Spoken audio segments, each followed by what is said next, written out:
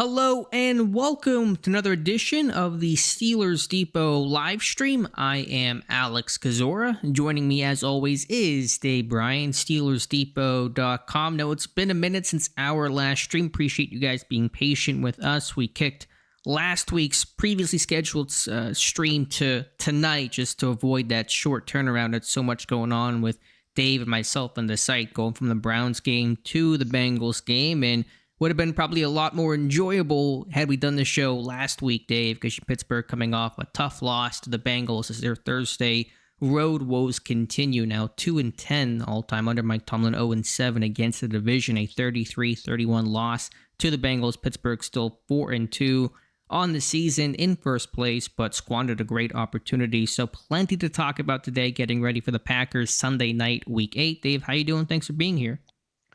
Yeah, happy Monday. It's been a few hours since I talked to you this morning, and it's hard to blame. Man, these weeks fly by, and I just realized it's been 3 weeks since we've done one of these, but it just seems like just yesterday I processed the last one of these. But it has been 3 weeks. I imagine there's a lot of questions from the chat tonight, and especially coming off this disappointing loss to the Bengals. Looking forward to, after we get this wrapped up, to watch this Monday Night Football game between the Lions and Buccaneers. That one should be hopefully a good one. And yeah, let's get after it here.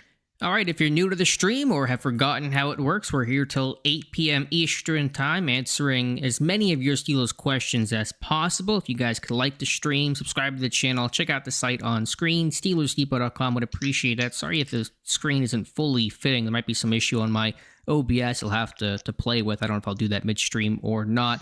You want a guarantee of your question being asked and answered by Dave and myself, you can send us a super chat and move to the front of the line. No obligation to do so. We appreciate all the super chats, though, very much. And so we'll start here with our friend Lumberzack94, who says, "Hey, fellas, tough loss. Do you guys believe it's fair to say this defense looked its age last Thursday? I mean that in the sense that looked like to me an older defense coming off a short week and played like it, not making excuses, but more of pieces together what actually happened. They look good again on Sunday. I don't think it should be ruled out as a hopeful possibility, glass half full vibes." Yeah, I think that sums it up well, Lumberzack. This was a defense that looked like one of the oldest in football on a short week and some tired legs.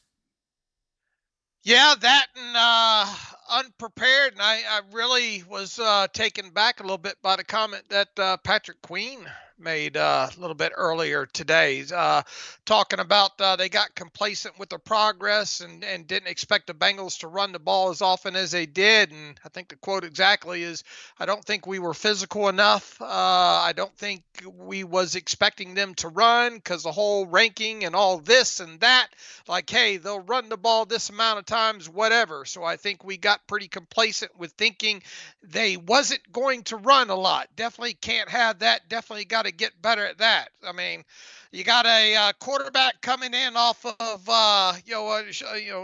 having to prepare in a hurry there in Joe Flacco, and is probably still trying to learn people's names there. And obviously they hadn't run the football well up into that point, but I mean, you got to go in in today's NFL, man. I've said this, I don't know how many times now, and teams that you think are going to blow out other teams, you see almost on a weekly basis, at least hang tough with other teams. Look what happened with the Giants and Denver yesterday. Look what happened. I mean, that Cardinals game against the Packers was really a hard fought game, or as Mike Tomlin would say, a hard fart. Did he say that? No, it sounds like every time Mike Tomlin says hard fought, it sounds like he says hard fart. And 12-year-old Dave always comes out every time and giggles every time Mike Tomlin says that because of the way that he says it. But the fact that they teams are just because a team hasn't run the football well doesn't mean the team's going to come out and throw the ball 75 times in a game, and they weren't ready for it. And I don't know how much you heard of Zach Taylor talking today, but it wasn't really anything that they were doing, that he feels his offense was doing different in that game. They just had an opportunity to run more and kind of stay on schedule and stay ahead of a chains and all like that. He didn't sound like he was, the line played all that much better. Now I'll say this, the Steelers defense against it, wasn't gap sound and was getting moved out of holes and obviously missing tackles and all like that. So, I mean, you want to talk about, and we talked about this on the podcast this morning, you want to talk about the root of where the problem started on Thursday night against the Bengals. It was the inability to stop the run and allow that offense to stay on schedule and keep the Steelers probably guessing on a lot of downs in certain situations there. And even the passing game, Zach Taylor said, he was asked, how feasible is it to get a guy a football, however many targets that Chase had and 16 catches, and he said, generally it's something that's not duplicatable, but he also said that it wasn't a situation where they were having to force the ball to Jamar Chase. It was just happened kind of naturally overall. So the Bengals really just felt like it was more of a pitch and catch situation in that game Thursday night, and the Steelers not stopping to run helped complicate the matter there. Sure, Chase was open routinely for a variety of reasons, either guys not able to cover or zone coverage or miscommunication, like that final catch that he had on the Bengals game-winning drive. But you felt like a 34-year-old Darius Slay out there and guys who were coming off that short week, and Ramsey still probably battling through that hamstring injury. So yeah, it looked like a tired defense, not just from that quick turnaround, but I talked about this today, coming out of the Bengals game. Pittsburgh's defense has been on the field more than any other defense in the NFL from a per-game standpoint. They're on the field about 70 snaps per game, and actually since 2016, if that number were to hold, it'd be the fifth most snaps per game of any defense over that span. So this is a team that has had to absorb a ton of snaps, and that is not conducive to success for any defense, really, but especially one that is one of the older groups in football. Yeah, but and we talked about, though, ahead of it, I was kind of more in a positive mind on the short week too, because of being able to get guys like Cameron Hayward and T.J. Watt off the field from the 10:30 mark on in the fourth quarter of against Cleveland, and I was kind of thinking, well, that's a good sign on a short week, and those guys ought to be raring to go. But Watt didn't have a big impact in that game. I thought Hayward played a fine, I thought overall Hayward played well. It just, he wasn't, impactful overall. Yeah, I think there were still moments of guys playing well, but too far and few between. And overall, even if you're only playing 65 snaps in that Browns game as opposed to 75 plus, it's still a lot of volume for those legs to get ready for a Thursday game. And it's less about the front seven guys, more about the secondary guys that felt like, can those guys turn around? Ramsey seemed to be straining through it, and Slay, the foot speed just simply isn't there. All right, so good question, Lumberzack. We'll go to John Pennington now. He says, hello, Dave and Alex. The Joshua Dobbs comment about his development in Pittsburgh was lacking with no clear plan, lack of direction, and learning from a veteran. So is this happening to Howard now? Do guys think the coaches will ever figure out how to defend crossing routes in the middle of the field and linebackers on receivers and not getting their hands on them at the line of scrimmage? Dave, which part of this do you want to take? The defending the middle of the field and crossing routes, or the Dobbs comments he made a couple weeks ago?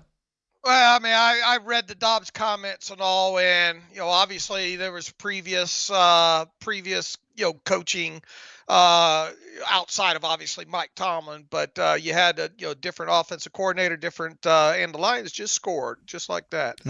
St. Brown in the end zone there. Different quarterback coach, different offensive coordinator, obviously, and I mean, probably. I mean, how many seasons was Dobbs there? 3, 5, 4. 6. I mean, he got traded to Jacksonville, and then he came back. So it's hard not knowing, how this staff is handling versus how the staff when Dobbs was here was handling them there. I mean, it's just it's incomplete as far as information. I mean, it's disappointing overall. Now, it's not like Dobbs has gone on to be this juggernaut of a quarterback in the NFL. However, though, the fact that he is still around the league and first one off the bench speaks volumes for him. And we've seen him still make some highlights, around the NFL. So I not knowing how Howard's being treated and brought along, makes it hard to compare apples to apples. I'm less concerned about it. I think Ben was less, although he had a really good relationship with Dobbs, was probably a little less open and able to be the mentor that Aaron Rodgers, I think, is. I don't know if Dobbs was around the year that Randy Fichtner did double duty as the OC and the quarterback's coach. I don't know if those timelines align, but that was, I think, a glaring issue. I know Mason Rudolph had to impact that or be impacted by that and has talked about that, hurting a young quarterback's development not to have a dedicated coach with Fichtner wearing both hats. And so it's a different group. You got Arthur Smith, who I think has worked well with quarterbacks. Ryan Tannehill in Tennessee, I think he's done the best work with Justin Fields any coach has done. I think the results speak for themselves. Tom Arth is a really stickler for mechanics and footwork, and we hear Will Howard talk about the special projects he has while on IR, staying engaged and still being very much a part of the team. So it doesn't mean Howard's destined for success, obviously, but I think he's probably getting good mentorship from everyone in that building. And then for the linebackers question, I think Pittsburgh's done a much better job with the whole linebackers on receivers thing. Defending empty was kind of the big thing Pittsburgh had trouble with whenever teams would go heavy and empty and then align receivers in the slot. I think Pittsburgh has had much less difficulty than that over the last 2 years, really. I know that Chase had the one catch in the Bengals game, but that's going to happen maybe occasionally. I think Pittsburgh's not been tattooed by it the way that they have in the past. I think they could have played some more press, and I have some other issues with how they schemed up this game. But that particular issue of receivers on linebackers, I think, is no longer the issue it was in, say, the John Bostic on Keenan Allen days. Yeah, or the, who else? Spillane on, who was a couple of wide receivers, I think, over the years. Yeah, I forget all the specific matchups, but the stuff that Julian Edelman and the Patriots would roast Pittsburgh about, Edelman, receivers, Hogan would have those matchup wins whenever Pittsburgh would face Belichick. I just haven't seen that be nearly the hindrance that it was 5-7 years ago. You guys could like the stream, would really appreciate that to bring in more of the chat. So when I get as many Steeler fans as possible in our first live stream in a little bit. Let me scroll back up and find where we left off, and that is with our friend Mike Adesso, who says, a lot of comments from Tomlin. Terrell Austin didn't adjust all game, and to me that seems really lazy and wrong. Looks like they tried all they could all game. Players just got beat over and over again. Thoughts? Also says Tyler Lockett just released. Should the Steelers take a look, or is he too similar to what they have and washed? I'll pass on Lockett. He's in his mid-30s now. Couldn't make it in Tennessee. I don't see what role or value, what snaps he's getting. I know I'm taking away snaps from Austin or even Roman Wilson or Skoranek as a blocker, so I just don't see the point of Lockett. Boy, over the years, though, I was a huge Tyler Lockett fan. Same. I love him at K-State. Yeah, but you just look at and he knows this is probably his last ride. That's probably why he wants out of that organization. Wants to probably latch on somewhere where he can get a little playing time and maybe potentially get into the playoffs with the team. But he 21 targets, 10 receptions so far for 70 yards. His highlight really this year is recovering that loose fumble in the end zone for a touchdown with the Titans a couple of games ago, right? And I mean, like I had said on the podcast numerous times, if you're going to add somebody from the outside, get somebody that can make a difference, be a difference maker, and be a legitimate number two for you, and obviously you're talking about a guy like Jacoby or Myers or Olave, but if anybody listened to the podcast this morning and all, for draft capital and everything that you would think that would be involved in going out there, in addition to trying to find somebody that could could legitimately be a good number 2 and an upgrade over everything else that you have right now. It just feels like an almost impossible task, or insurmountable task. Not saying that they won't still do something, because there sure is a lot of rumblings out there from, quote unquote insiders and all, but I'm not convinced anything's going to happen over the course of the next couple of weeks there. But Lockett would just be someone else that you brought in to play, 14, 18 snaps, maybe, if that. If that, yeah. Do you want him to take away from Redmond Wilson or Skoranek or Austin, assuming he's back for week 8? I don't. Right.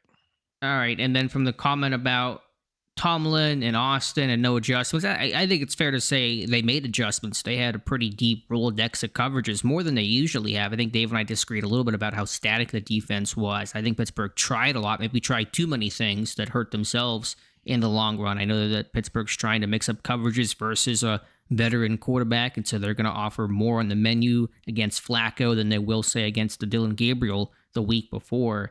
But there was probably still too much zone, still too much off coverage, especially on some of these third downs or obvious situations, and no real good plan to take away Jamar Chase. Mm-hmm. Or the zone read. Or the zone read. But even the Bengals didn't even know they were running a zone read. Yeah. Zach Taylor didn't know it, so I can give a little bit of grace there, crazy as it was for Flacco to take that ball himself and get a first down. I want to appreciate and shout out David Kapoor. We got Mike Adesso, Daniel Berry, Ben, Jason, John, Bryan is here. We got the questions earlier from Lumberzack. And John, if you guys could hit the like button to bring in more, Steelers Nation would really appreciate that. He's singing, David is, your song, Deep Dark Depression, Excessive Misery. So hopefully you're not singing that tune come Monday.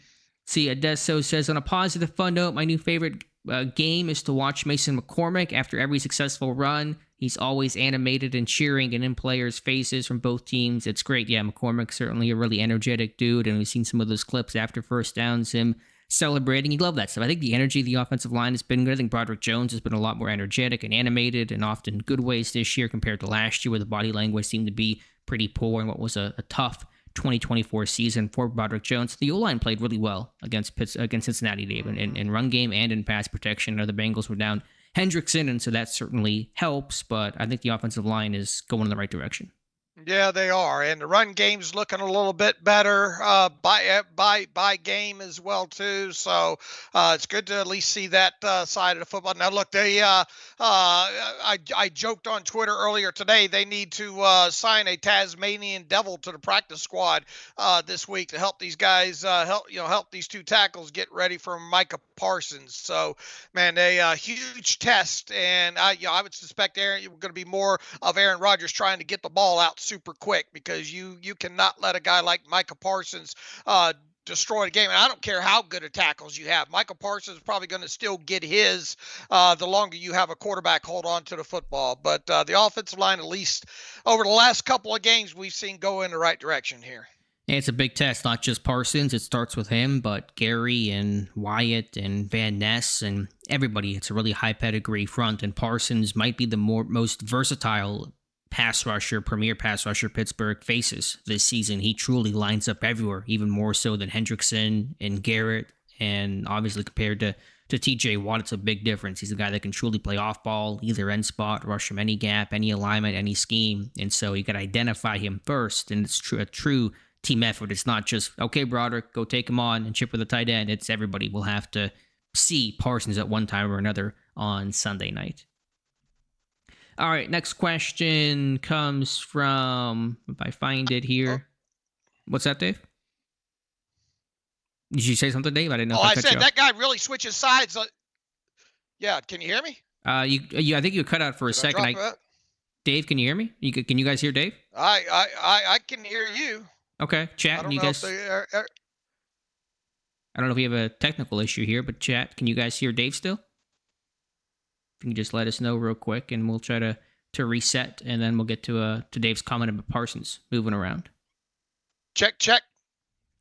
I think we're good, Dave. Go ahead and whatever comment you're making, go ahead and make it. Oh, okay. I was just saying that, yeah, Michael Parsons is a guy that'll switch both sides of the line, and as you said, he'll line up inside the tackles as well too. And then you got a guy like Quay Walker there. That's another guy that's not afraid to rush after the quarterback. And plus, as we went over, they've got a lot of edge rushers they can send after you as well with the Packers. So this line's going to get a hell of a test Sunday night. No doubt about it. Let's see. Next one comes from Jason, who says, hello, Daleks. In your opinions, what would be a more beneficial trade deadline acquisition, a real wide receiver 2 or a D lineman? I'll hang up and listen, Dave. Between those two choices, receiver or D line, where should Pittsburgh look for help?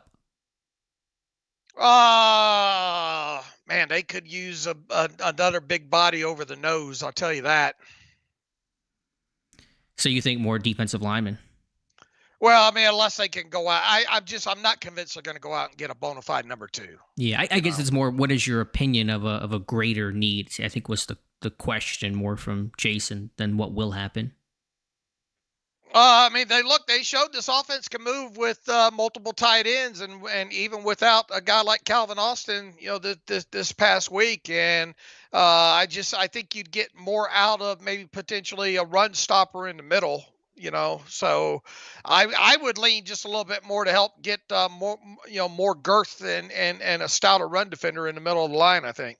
If I had to choose between the two, I would go receiver, but I'm really not banging the drum like others are to go at a receiver with Austin's return. And Wilson, I thought, played well with a career-high 33 snaps against the Bengals and just a good synergy of the room. The offense has been productive. The tight ends, of course, are getting involved. I just don't see the value. If you do go after a receiver, it should be, as you said, Dave, a high-end guy, and Olave, maybe Jacoby Myers. Other than that, I'm kind of out on the idea of a receiver. I don't want to bring in an Alan Lazard or kind of some real lower-level type of acquisition similar to Mike Williams last year. I think the D-line could still play well. I think Benton was going in the right direction. Obviously, the Bengals game was bad. If anything, you would just need to play Aquale more. Only 6 snaps for Daniel Aquale against Cincinnati, getting gashed against the run. I know Pittsburgh was a nickel a whole lot more, and Aquale is primarily a base kind of a guy that'll limit snap count, but you still have that question of, should Aquale get some of those increased base looks and just overall snaps? And well, here's the thing about the Packers too. We're depending on what happens with the health of their wide receivers. They're an offense that's not afraid to throw out multiple tight ends in there as well too. So we could potentially see a lot more base in this game against the Packers. Yeah, and especially if Dontavian Wicks doesn't play, who's got the calf injury. I don't know his status. I don't know if LaFleur commented on that today, but he did not finish out the win over the Cardinals. Next question comes from John Horvad, who says, hey, Alex, as I sit in my hotel room with nothing better to do, I ponder about this Steelers offense. Do you think what they're doing right now is sustainable, or will this offense falter down the line? Well, thank you for hanging out with us, John, here on a quiet night in the hotel room. Yeah, I think this offense is sustainable. I mean, will there be ebbs and flows, and there'll be a dud of a game, I'm sure, at some point, and the Packers will be a tough test, but this offense is running the ball well. Rodgers is playing good point guard. Play action's working. I think Arthur Smith is calling a good game. The red zone offense, Dave, man, it's been really resurging at 4th in the NFL this season after ranking in the 20s for many, many seasons in a row. So, sure, I think this offense can sustain and finish as a top 10 to 12 to 14 offense. I don't think 70 and 80-yard touchdowns are sustainable, but they certainly have their share of some long plays so far this season. So that's a bit surprising. We started to see them start tick down the field a little bit as far as air yard distance goes. How many games in a row now have we seen going down the right side, being able to connect with DK over there. But with that said, I don't think you're going to see, 8 shots a game of 20-plus yard air yard shots and all like that. But I think everything else that they're doing, as long as the run game continues to progress and Rodgers is able to occasionally roll out and extend a few plays the way he's done. And if there's no reason to think that the red zone, at least percentage, will suffer much much going further. They got Pat Freiermuth involved more in the passing game this past week on Thursday night there. So I think there are several elements that are sustainable with this offense, enough to move the football, enough to get you in third and second and manageable, or third and very manageable type situations there. And if you're doing that and you're not having one play drives into interceptions, then the one thing I think we'd all like to see this offense do, barring a 70 or 80 yard strike of a touchdown, is just stay on the field a little bit more. Yeah, I mentioned earlier Pittsburgh being 32nd in the sense of allowing the most plays by the opponent this season per game. The Steelers offense is 30th in plays run, and that's on a per game basis, so it averages out and doesn't take into consideration Pittsburgh having the bye and playing one less game than a lot of other NFL teams. So I wonder why that is, though. Why is the Steelers offense on the field so little? They are now, I think, the 8th third down offense on the season. They haven't turned the ball over a ton this year, so why is that snap count so low?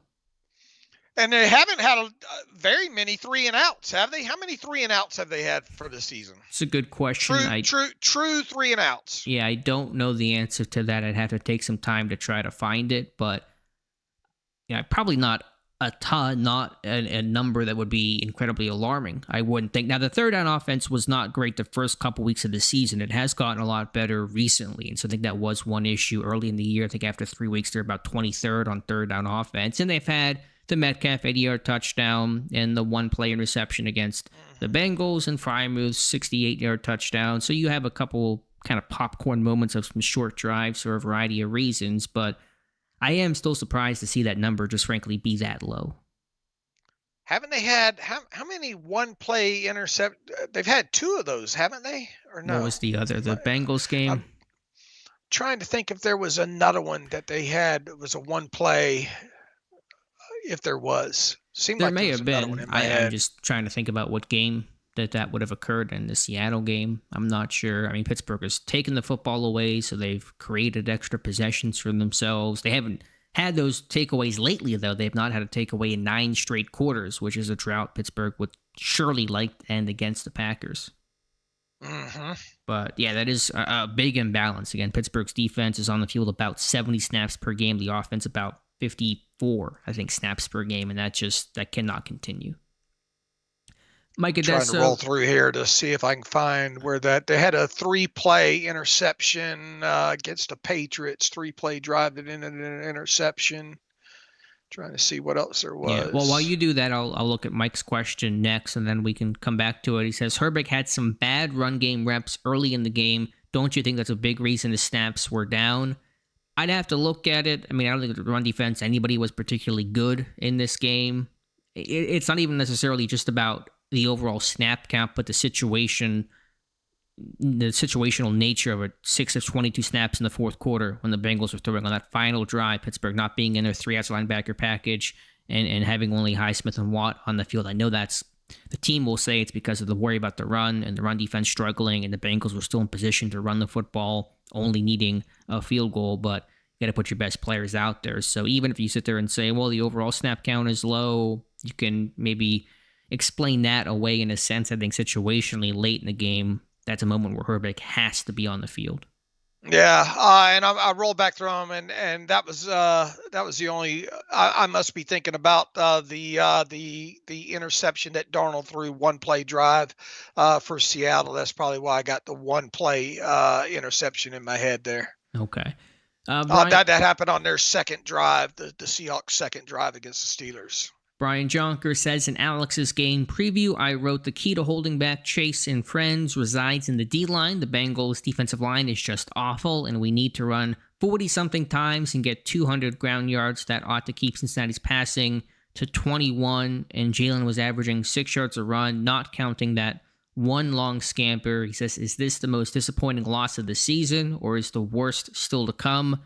I wish I had that crystal ball for you, Brian. I don't know what's going to be in store in the future. Pittsburgh has split the season series to Cleveland each of the last 3 years. Of course, they beat them in Week 6. History says they'll lose the rematch, but that is just history, and doesn't necessarily predict anything towards the future. Of the two losses, Dave, I assume you'll say the Bengals loss is worse than the Seattle one, but you could argue the Seattle one because of the Caleb Johnson gaffe that was so just devastating to that loss. Well, I mean, you had that 10-point swing there in Seattle. You were technically in that game. Then they kicked the field. Then the Seahawks kicked the field goal and then kicked off, and then all of a sudden they 10 points just like that there. So that was I was just disappointed that you got an offense that put up 30 plus points in the game. Man, if you would have told me prior to kickoff that the Steelers are going to score 30 points, I say, well, that's a win. Did all of it, and I'd probably be even more shocked that all of that came from the offense, or maybe not a defensive touchdown within there. So the Cincinnati game, Flacco and all, Chase and Higgins and all was more disappointing in my eyes because of the fact that the offense still tried to let the defense hold the beer so many times. Yeah, I'm with you. I think the Bengals' loss was much more disappointing, even though it was on the road and Seattle was the home opener. It's a divisional game. It's a game where I think Pittsburgh was much more the favorite than the Seahawks game. And if you'd won that one and gone to 5-1 and 2-0 in the division, and the Bengals were then 2-5, even with the Browns win, they're both 2-5. The Ravens are 1-5, and you're really sitting pretty going into the mini bye. And so it's a opportunity squandered, and Pittsburgh really has to win that rematch against the Bengals in Week 11. Can't get swept by them in a divisional race that is tightening up with a relatively, on paper, tough-looking schedule for Pittsburgh the rest of the way. And then losing a close game, too. Mike Tomlin has been great. The NFL's best in those one-possession, one-score games, and Pittsburgh was right there in a storybook ending, a Rodgers finding Freiermuth, a breakout Freiermuth game that was about to be the headline, until it wasn't, until the Bengals kicked the game-winning field goal. So normally those are games Pittsburgh wins, and they did not on Thursday night. All right, next question, and just a call out to if you guys could like the stream to bring in as many Steeler fans and questions as possible. Would really appreciate that. He says, let's see, we'll find the next person here who asks a question. Mike Adesso says, how about trading for Cam Jordan? Would be great to rotate him and Hayward, not to mention the locker room guy that he is. That's the New Orleans Saints defensive end. He was in the same draft class as Cam Hayward, I believe, both first-round picks. I don't know. I don't want to take away from Derek Carman's playing time. He's not going to solve some of the nose tackle stuff there that Dave talked about. I like the thought of a Saints team that's selling, but do the Saints want to trade Cam Jordan either? Does he really want to go somewhere? Maybe he would to win, but he's such a staple there, one-helmet guy. I don't know if the appetite for him being traded this late in his career and the Saints wanting to trade him is really going to exist. Yeah, and you hit on the main point there. You don't want somebody that's going to take away snaps from Derek Carman, I don't think. And if you're going to do anything on a defensive line, it's somebody that can play in the middle there in the base defense. That would be the only way I would entertain maybe even trading for somebody if it's a big run stopper right in the middle of the line. Any idea of any names? I know I'm putting you on the spot. I apologize. But just of teams who are clear sellers, and there aren't a ton of the clear sellers teams. Maybe that picture will crystallize before Week 9, but the Titans, which have a really bad roster, and Jeffrey Simmons apparently off limits, the Dolphins, the Jets, those are kind of the three teams who are 100% not buying and are out of this thing already. Yeah, I haven't really given it a lot of thought overall. Sweat in Tennessee. I'm just racking my brain for a name right now. Tavondre Sweat. I don't know his whole status. And I know he's playing some for them. Yeah, I haven't looked at it. I got to look at a depth chart here. I got nothing in front of me. You guys see what's on my screen right now. So I'm just trying to spitball. I mean, Quinnen Williams, even though that's not like a, run stuffing, it's a really high-end defensive lineman, but that's probably a bridge too far for him, someone they want to build around.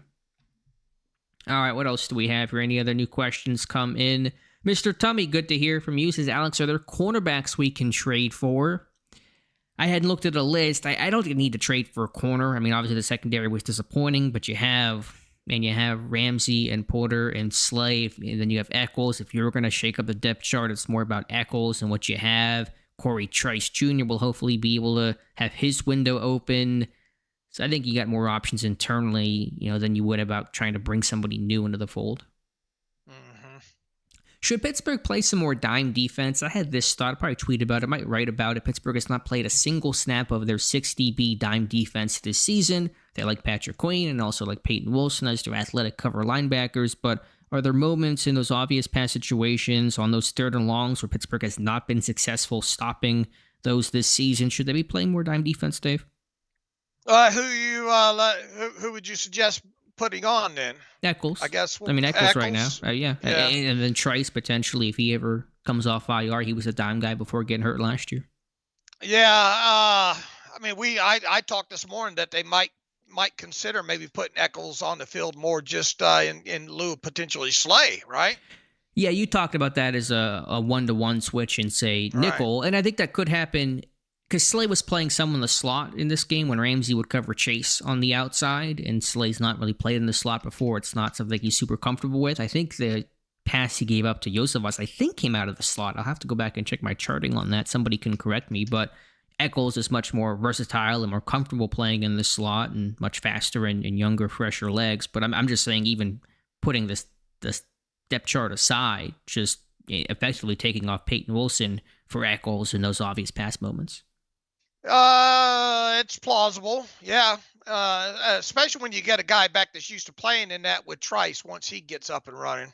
Yeah, but I think Eccles still could in the short term. He's a guy that can play all over. So I wonder if we're going to see some of that, especially if Wicks comes back for this game and the Packers have some of their speedy, potent receivers and Golden and Dubs and Wicks if he plays. Jaden says, has Alex Highsmith been playing well enough to warrant him out snapping Nick Herbig? I mean, I wrote the article today about, the lack of use on Nick Herbig. I know it's tricky, and Highsmith certainly has his value. I'm not trying to kick him out the way that some fans are, and the question's not posed that way. I want to be clear about that. But it's got to be there has to be more of an effort to get Herbig on the field. Really probably should be a pretty even split between Highsmith and Herbig at this point. Yeah, and look, I mean, even if some situations there, you should be able to get all three of them in on certain down and distances too. Because one of the things that's really been even more apparent so far this year is just how slippery Herbig is, no matter where you line him up, even in interior against some of the cracking inside center and a guard. Man, he's so quick off the ball and he's so slippery that he's been able to impact.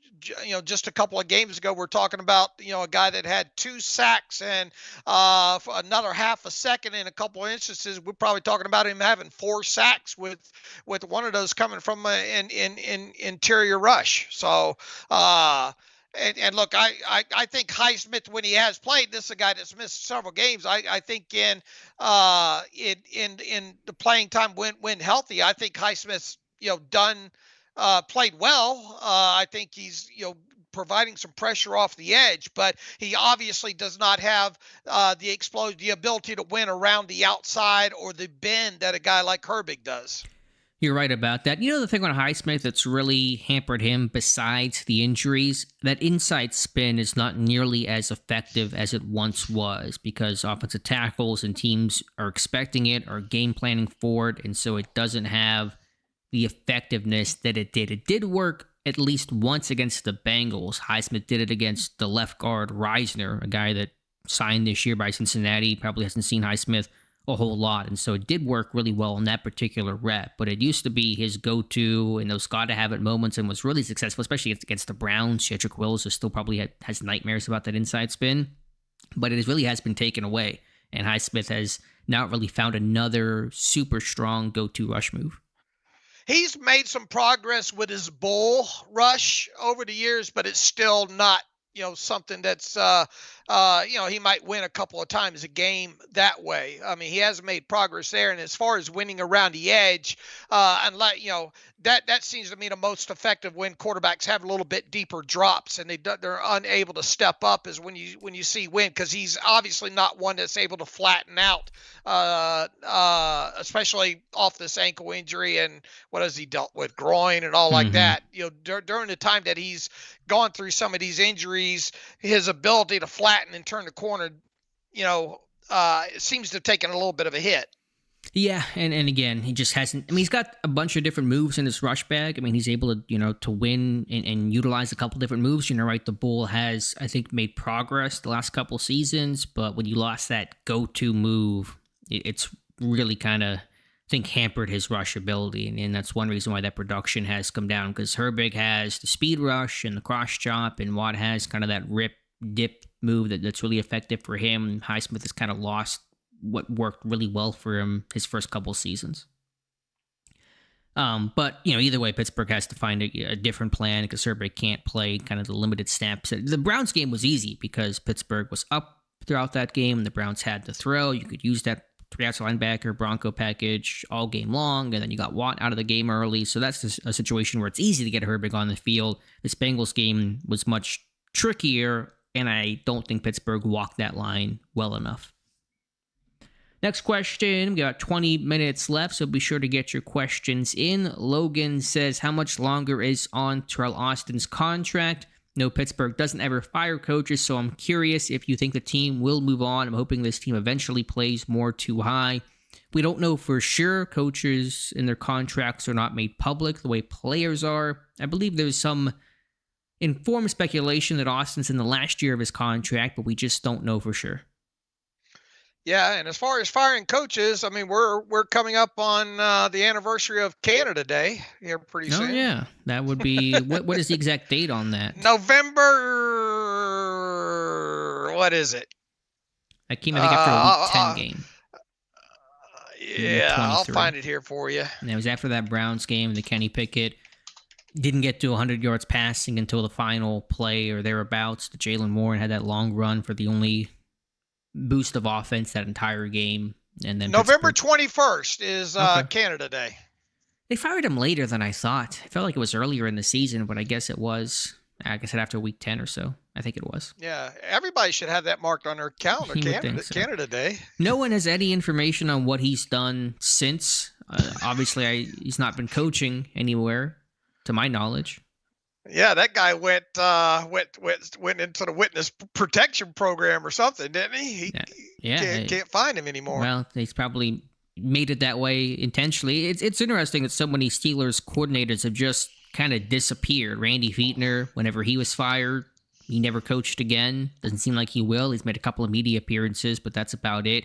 Keith Butler, I guess, retired, but he went away. And Matt Canada went away too. So it's interesting. You don't usually see those coaches just completely disappear, but in Pittsburgh, it's become pretty routine. Maybe there's a message there. Yeah, it might say something. There's kind of this witness protection program for former Steelers coordinators. Yeah, maybe they need to do a better job of hiring them.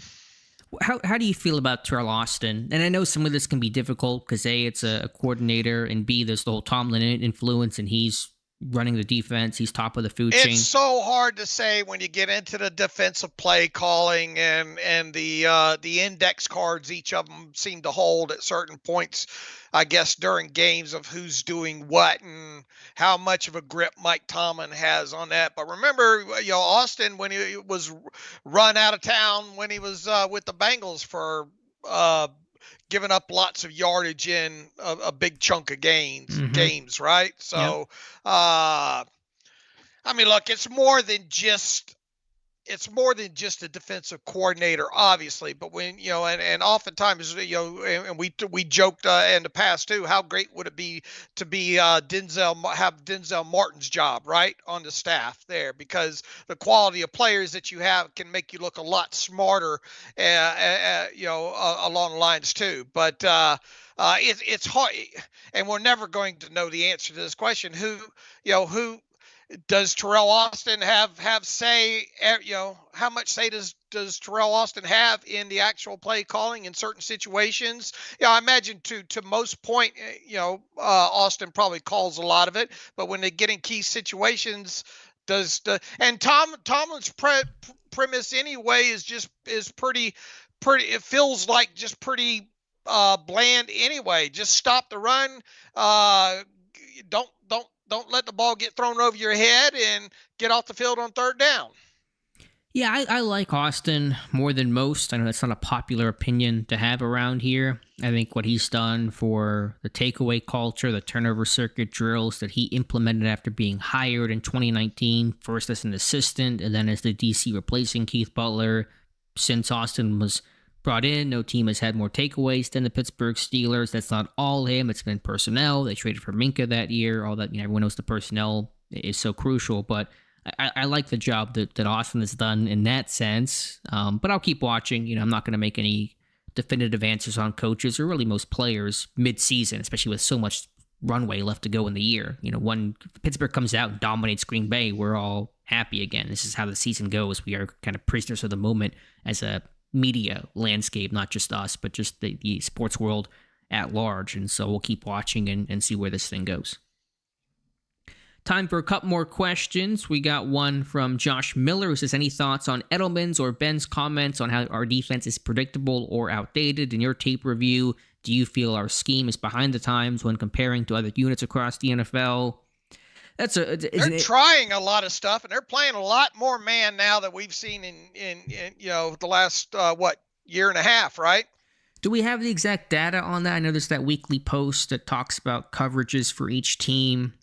Where do we know where Pittsburgh is at post week 7? I don't know if that chart is out yet, and then where it compares to other years. That's not going to be out until Tuesday or so. What was it before the Bengals game, at least? Because there's still enough of a sample size to get an idea. I mean, obviously, I'm sure Pittsburgh they played a decent amount of man against Chase and the Bengals, which you would expect. Maybe not enough of it, you could argue.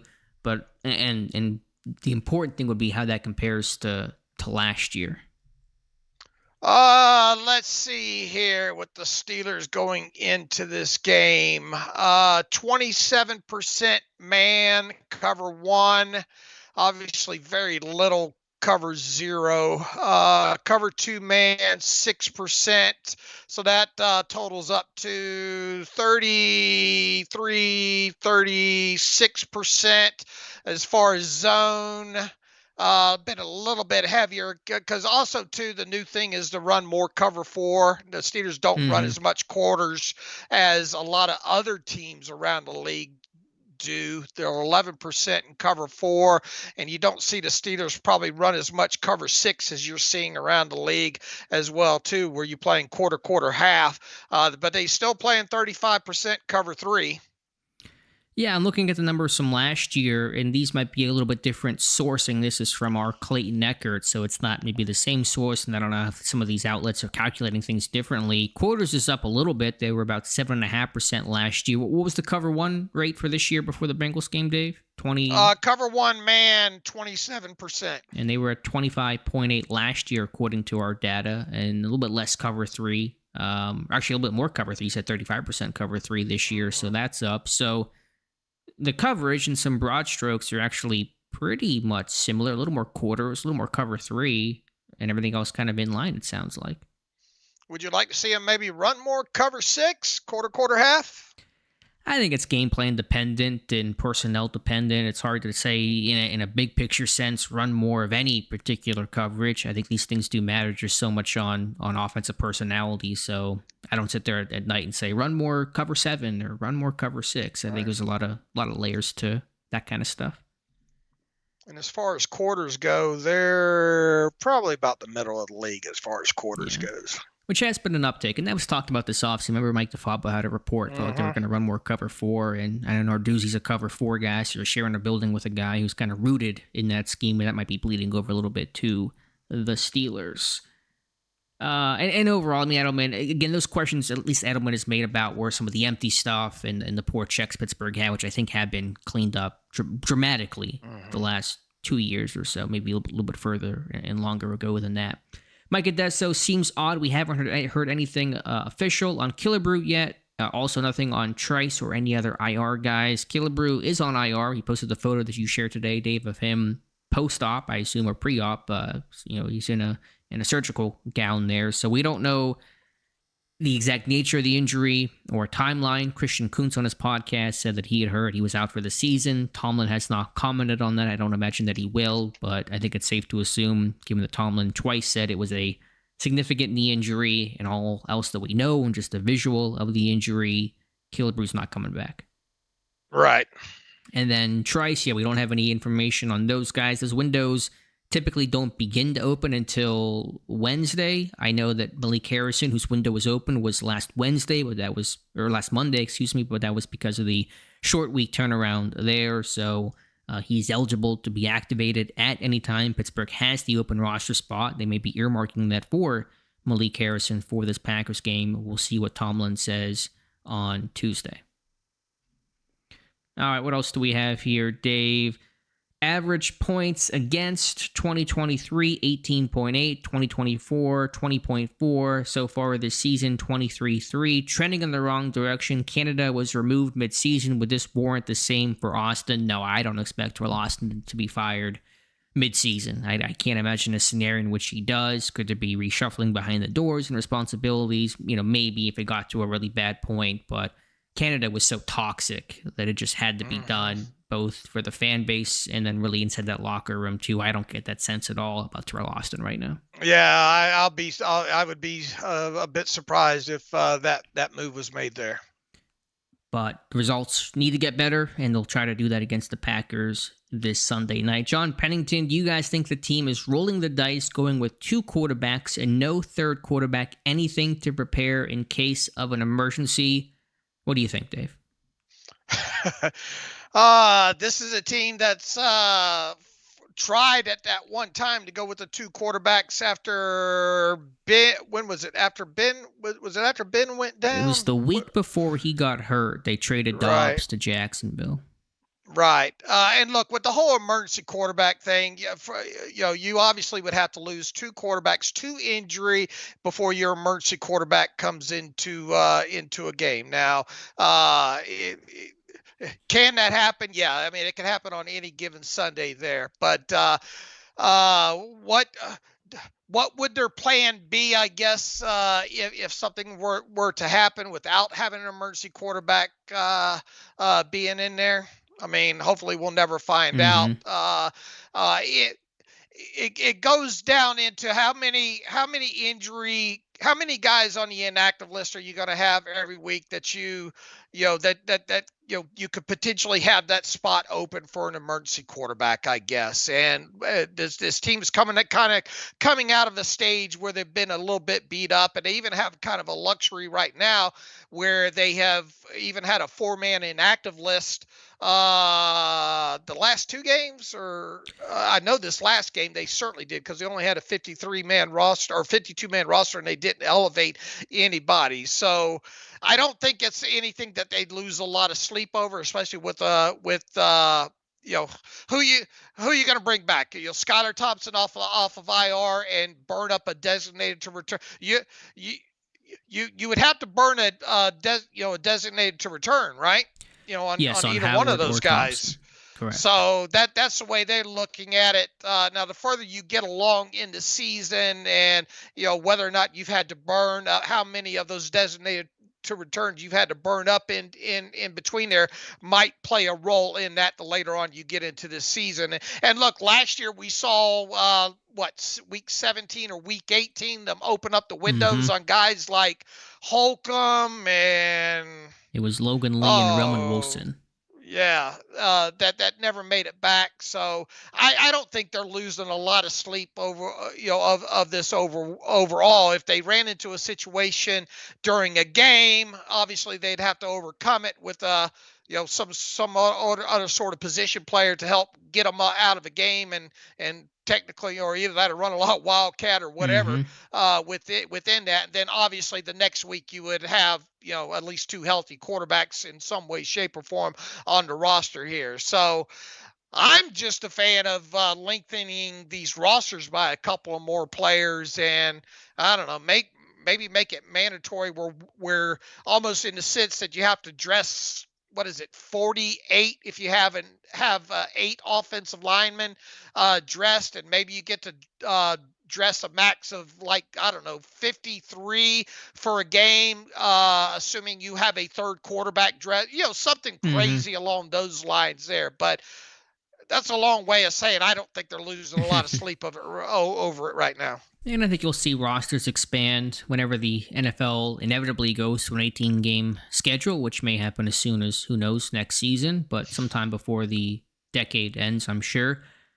I mean, inherently, the answer is yes, there is a risk. When you don't have that emergency option, there is naturally risk that gets created. And I think a little bit less so about what happens if we lose both quarterbacks, although that's a possibility. But let's say your starter goes down and you're left with one, and you only got one quarterback left, in this case, Mason Rudolph. Your play calling becomes different because you're thinking, man, I can't put this guy in a position to get hit and to get potentially hurt, because then we're up a paddle without a, or up a creek without a paddle. I get my analogy right here. We're in trouble because we're down to one quarterback, and if he gets hurt, then we're screwed. So your play calling gets different too. But most teams now have two quarterbacks. Pittsburgh, for the longest time, always had three quarterbacks, except for that brief window in 2019. What happens if this scenario takes place, which we hope never comes to be? It's Wildcat, as Dave said. Kenneth Gainwell was a a high school quarterback, and so he's run Wildcat once this year, at least once this year already. So I think he would kind of be the guy. You load the tight ends up and go. Yeah. I mean, you're doing what the Niners had to do, which is why this emergency rule was created in the first place. Whenever the Niners lost Purdy and Josh Johnson in that championship game, it was McCaffrey that had to come in and play the role. So it'd be Gainwell running Wildcat, and you're just running the ball, and maybe you try some sort of pass, because like I said, Gainwell has a kind of a background in high school, even though he was more of a running quarterback back then. But hopefully it never has to happen. Remember when Kendall Hinton, this is like one of the craziest stories that gets lost at time. Remember when Hinton started for the Broncos during that COVID year? That Kendall Hinton, the wide receiver from Wake Forest, because the Broncos were out of quarterbacks, and they tried to get like their coach to come in and play quarterback, and the NFL said no. Then Hinton had to start. That is one of the wildest modern day NFL stories that no one really remembers anymore. I went back and watched that game a couple weeks ago, just the highlights from it.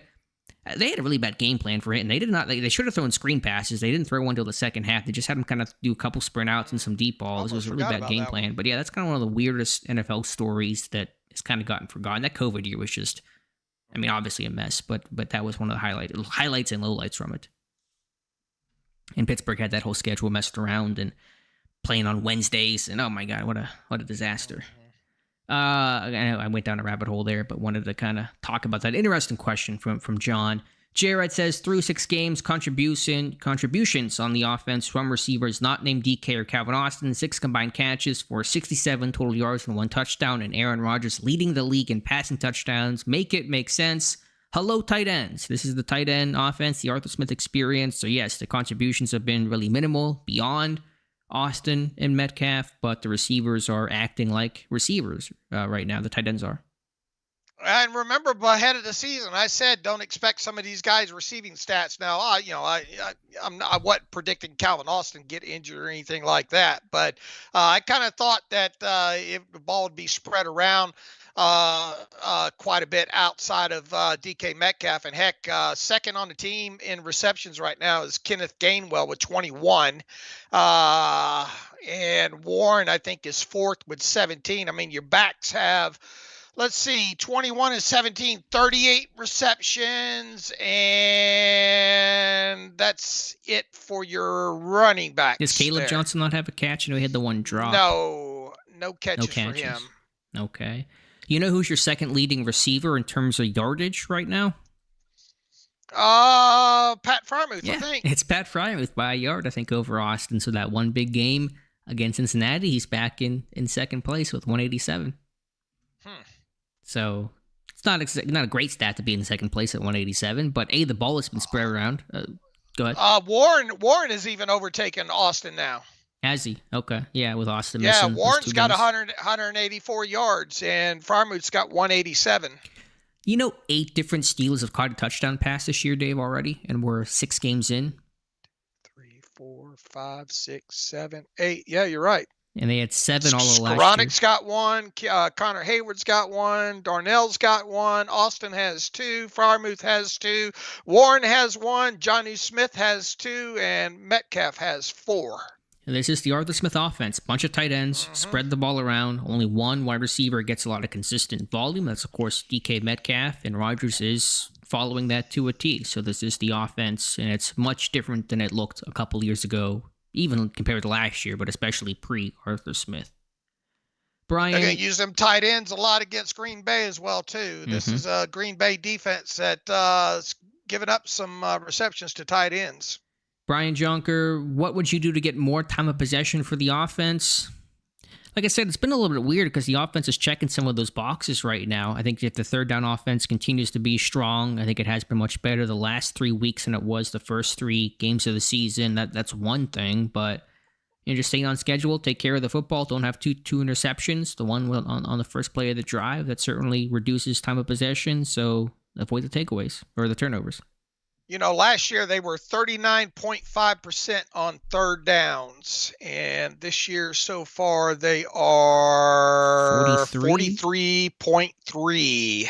And 2023 they were 36.6, and 2022 they were 44.9. So definitely from the past couple of years, 43.3% third down conversion. I just think you mix in a couple of these big plays that they've been fortunately having, and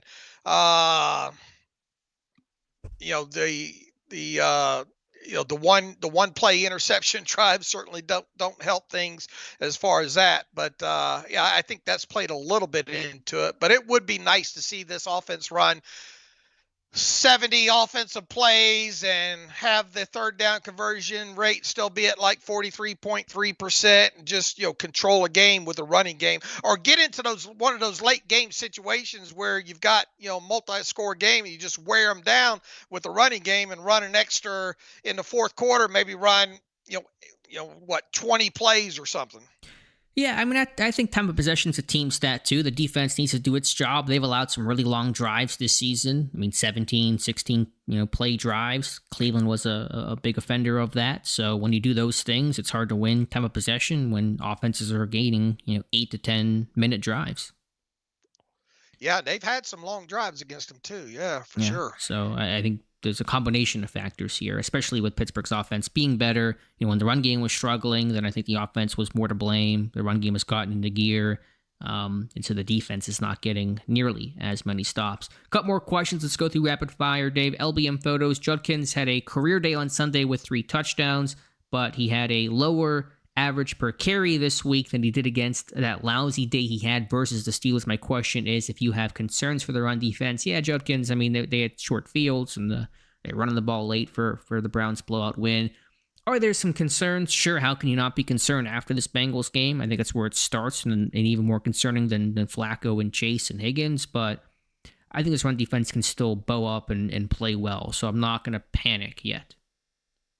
It will be. Thank goodness they don't have to face the Browns again until later on in the season, because I tell you that offensive line and Judkins have been getting it done the last couple of weeks. Other than the Steelers game, Judkins is a fun guy to watch. Yeah. I only know this because I own him and got him late in one of these fantasy drafts here, and I started him yesterday, and obviously, got the benefit of that. So they don't have to face him for a little while. But look, I mean, as Alex and I said earlier on the podcast today, these next couple of weeks are no picnic when it comes to coming off of the what was entering the game as the worst rushing team in the Bengals here, because you got Josh Jacobs, who they kind of used diligently, if you will, or sparingly, whatever word you want to put on in the game against the Cardinals on Sunday there. But when he was in the game, man, you definitely knew it. And not only that, they've got some complimentary backs over there with the Packers. Obviously, none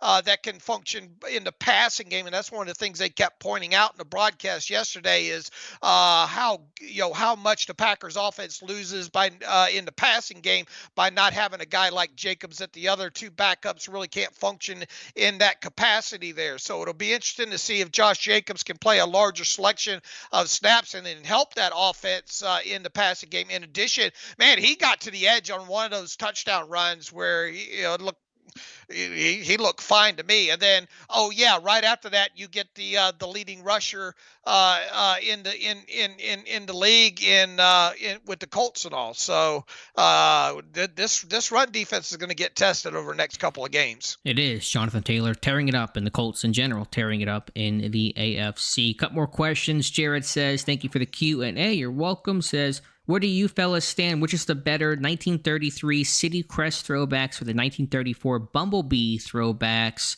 I want to see the actual 33 throwbacks on the field under the lights this year. We've already seen them. I know they've been displayed and already, announced and revealed, but I want to see what it looks like on the field.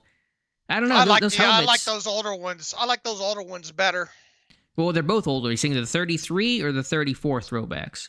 Although, I don't know, are the Bumblebee 34 throwbacks? Was he talking about the one with the crest from several years ago with the picture of Barry Foster wearing them? What year was that? He's talking about the ones they're wearing for the Packers game, the new 33 throwbacks, the ones they're wearing this weekend. But I thought he was comparing those to the kind of the other one with the crest, or was he comparing those to the Bumblebees? He's comparing them to the Bumblebees, which I don't think are from 34. Man. Are they from 34? Maybe they're from 34. I have to think. I'll tell you this. I did not like the main reason I didn't like the Bumblebees is it's so hard to see those damn numbers. That's true. I wonder how are these numbers pretty visible? I kind of half forget what these City Crest ones look like. I haven't seen them in a minute. The pants are a little bit weird on these new ones, but they're supposed to be. I like both. I like the homage to the older, original Steelers/Pirates teams. I think the helmets on these City Crests are nice, but they're also kind of a little modernized take on these 33 jerseys, too. They're not exactly what the team wore in that inaugural season. I think the thing I like the best about these ones they're going to wear Sunday night is the numbers on the front are at least outlined in black. They're white numbers outlined in black. Now, the number on the back is just all black. Okay. But they are at least larger numbers on the back there. So, it'll be interesting to see them underneath the lights, and that means we're going to have both teams wearing gold helmets, right? Yeah, somebody had said, and I couldn't verify this is the first time that both teams will wear yellow/gold helmets since like the last time the Steelers and Packers did this in the 50s or 60s. I have no way to verify that to say, yes, that's true, but if so, that's a pretty wild stat. Yeah, that's weird. Let's see. Mike Ades, so over-under Rodgers touchdown Sunday night in a revenge game. I'm putting it at 3. I say he throws 8. Would love for him to throw 8. I'll take the under on the 3. I'll take the under on a 3. Say 2. But no final predictions yet. Don't hold me to it. Mark Tobin, is Nick Herbig the best pass rusher on the team right now? Dave, is he better than Watt? It's hard to disagree with that if he was to play. It'd be interesting to see him play the volume of snaps again that TJ Watt plays and all like that. But look, I said this a couple of weeks ago there. I mean, the guy's so damn slippery no matter where you line him up right now. And he was on a heater a couple of weeks in a row there. So the main takeaway here, and as Alex wrote, earlier today or yesterday was, you just got to find a way to get this guy on the field. Well, it'd be nice to see the volume, but he also doesn't see the attention that TJ Watt does. Mm-hmm. And if Watt had the single one-on-one attention at the rate that Herbig does, I think the conversation would be different if Herbig saw the attention that Watt did. So maybe I'm being stubborn. I think the cool kind of new analytic big brain take is Herbig is better as a pass rusher than TJ Watt. I'm not there yet. I still think it's TJ Watt. Well, now TJ Watt had the same kind of, didn't have the same attention. I mean, obviously you would expect him to have a higher, a good win rate, get such things. But especially if a quarterback's not getting the ball out in 2.25 seconds. Yeah, I mean, the question is a better pass rusher, and I know people will say that because you look at the production that Herbig has and the metrics. You have to look at the situation each of them are in. Right. That's why I still go with Watt, but Herbig's been fantastic, and I've called on Pittsburgh to better use him than they did against the Bengals. So we're going to wrap things up here. Appreciate you guys being here. Went a little bit long today, but wanted to make it up after skipping last Monday's stream, so we'll be back 2 Mondays from now. We'll see where Pittsburgh is at, hopefully with a win or 2 under their belt. So thank you guys for being here, for the likes and the questions. And Dave, thank you for being here as always.